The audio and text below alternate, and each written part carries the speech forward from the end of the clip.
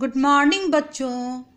आज मैं तुम्हें भाषा माधुरी में पाठ संख्या 3 अनोखा ढंग समझाने जा रही हूँ, जिसे उमाशंकर जोशी ने लिखा है।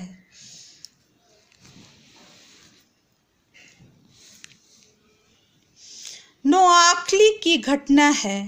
गांधी जी शांति का प्रसार करने के लिए पैदल यात्रा कर रहे थे। बच्चों, गांधी जी शांति का प्रसार करने के लिए पैदल यात्रा कर रहे थे, मतलब पैदल चल रहे थे। वे सुबह सुबह एक गांव से निकलते और 7 बजते बजते दूसरी गांव में पहुंच जाते थे। गांधी जी एक गांव से सुबह सुबह निकलते थे और 7 बजते बजते दूसरी गांव में पहुंच जाते थे। वहां पहुंचकर पहले तो लिखने लिखाने का काम पूरा करते, उसके बाद स्नान करते। वहां पहुंचकर गांधी जी सबसे पहले लिखने लिखाने का काम पूरा करते थे, उसके बाद स्नान करते थे। स्नान करते समय पैर साफ करने के लिए वह एक खुरदरे पत्थर का उपयोग करते थे। गांधी जी स्नान करते समय पैर साफ करने के लिए एक पत्थर का उपयोग करते थे। वह पत्थर बरसों पहले मीरा बहन ने उन्हें दिया था। गांधी जी जिस पत्थर का उपयोग करते थे, उस पत्थर को मीरा बहन ने उन्हें बरसों पहले दिया था। तब से बापू ने उसे बहुत संभाल कर रखा था। जब से मीरा बहन ने उन्हें पत्थर दिया था, तब से बापू उस पत्थर को बहुत संभाल कर रखते थे, मतलब बहुत ध्यान से रखते थे। वह जहाँ भी जाते वह पत्थर उनके साथ जरूर जाता। गांधी जी जहाँ भी जाते थे उस पत्थर को अपने साथ जरूर ले जाते थे, मतलब गांधी जी हमेशा उस पत्थर को अपने साथ रखते थे। एक गांव में गांधी जी पहुँचे। उनके स्नान की व्यवस्था करते समय मन्नू बहन ने देखा कि पत्थर तो वहाँ है नहीं। बहुत ढूंढा लेकिन नहीं मिला। उन्होंने बापू को पत्थर के खो जाने की बात बताई और कहा, कल हम लोग जिस जुलाहे के घर ठहरे थे वहीं रह गया होगा। मन्नू ने बापू को पत्थर के खो जाने की बात बताई और कही, कल हम लोग जिस जुलाहे के घर ठहरे थे वहीं रह गया होगा। अब क्या करूं? बापू ने कुछ देर तक सोच कर कहा, तुम खुद वहां जाओ और पत्थर को ढूंढ कर ले आओ। बापू ने मन्नू से कहा, तुम खुद वहां जाओ और पत्थर को ढूंढ कर ले आओ। अकेले ही जाओ। एक बार परेशानी उठाओगी तो दूसरी बार नहीं भूलोगी। बापू ने मन्नू से कहा, अकेले ही जाओ। एक बार परेशानी उठाओगी तो दूसरी बार नहीं भूलोगी। बापू ने मन्नू से कहा, एक बार परेशानी उठाओगी तो दूसरी बार नहीं भूलोगी। मन्नू बहन ने पूछा, किसी स्वयंसेवक को साथ ले लूं? बापू ने कहा, क्यों? मन्नू बहन ने पूछा, किसी स्वयंसेवक को साथ ले लूं? मन्नू बहन ने बापू से पूछा, किसी स्वयंसेवक को साथ ले लूं? बापू ने कहा, क्यों? मन्नू चुप रह गई। यह नहीं कह सकी कि अकेले जाते डर लगता है। मन्नू बापू से नहीं कह सकी कि अकेले जाते डर लगता है। बात यह है कि नोआखली में नारियल और सुपारी के जंगल थे। बात यह था कि नोआखली में नारियल और सुपारी के जंगल थे। कोई भी रास्ता भूल सकता था। इसके अलावा मन्नू तब 15-16 साल की ही थी। अकेले कभी कहीं गई नहीं थी, लेकिन बापू के क्यों का जवाब उससे देते नहीं बना। मन्नू अकेले कभी कहीं नहीं गई थी, लेकिन बापू के क्यों का जवाब वह नहीं दे सकी। जिस रास्ते से वे लोग आए थे उसी रास्ते पर चल पड़ी। पैरों के निशानों को देखती खोजती वह किसी तरह अगले गांव में पहुंच ही गई। मन्नू पैरों के निशाने को देखती खोजती किसी तरह अगले गांव में पहुंच ही गई, मतलब जुलाहे के घर या गांव पहुंच ही गई। जुलाहे का घर भी मिल गया और जुलाहे का घर भी मिल गया। उस घर में बुढ़िया रहती थी। जुलाहे के घर में बच्चों कौन रहता था? बुढ़िया रहती थी।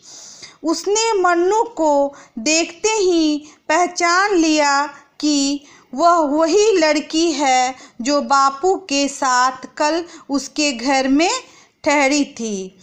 बुढ़िया ने मन्नू को देखते ही पहचान लिया कि वह वही लड़की है जो कल बापू के साथ उसके घर में ठहरी थी। उसने बड़े स्नेह से मन्नू का स्वागत किया। बुढ़िया ने बहुत स्नेह से मन्नू का क्या किया? स्वागत किया। एक तो बापू पर खीज, दूसरे इतना लंबा पैदल सफ़र। मन्नू का बुरा हाल था। उसने बुढ़िया को अपने आने का कारण बताया। मन्नू ने बुढ़िया को अपने आने का कारण बताया, किस लिए वह जुलाहे के घर आई है। बुढ़िया बेचारी तो क्या पता कि पत्थर का वह टुकड़ा इतना अनमोल है। बुढ़िया को क्या पता कि पत्थर का एक टुकड़ा कितना अनमोल है, मतलब कितना कीमती है। उसने तो उसे कूड़े के साथ कहीं फेंक दिया था। उसने तो उसे कूड़े के साथ कहीं फेंक दिया था। कौन फेंक दिया था? बुढ़िया फेंक दी थी। दोनों मिलकर ढूंढने लगी। कौन दोनों? मन्नू और बुढ़िया। भाग की बात पत्थर मिल गया। भाग की बात पत्थर मिल गया। मन्नू की खुशी का ठिकाना ना रहा। जब पत्थर मिल गया तब मन्नू की खुशी का ठिकाना ना रहा। सुबह 7:30 बजे मन्नू घर से निकली थी। मन्नू 7:30 बजे घर से निकली थी। लौटी तो 1 बज चुका था, और जब लौटी तो 1 बज चुका था। 15 मील चलना पड़ा था। थक कर चूर हो गई थी। कौन थक के चूर हो गया था? मन्नू थक कर चूर हो गई थी। भूख भी बड़ी जोरों से लगी थी।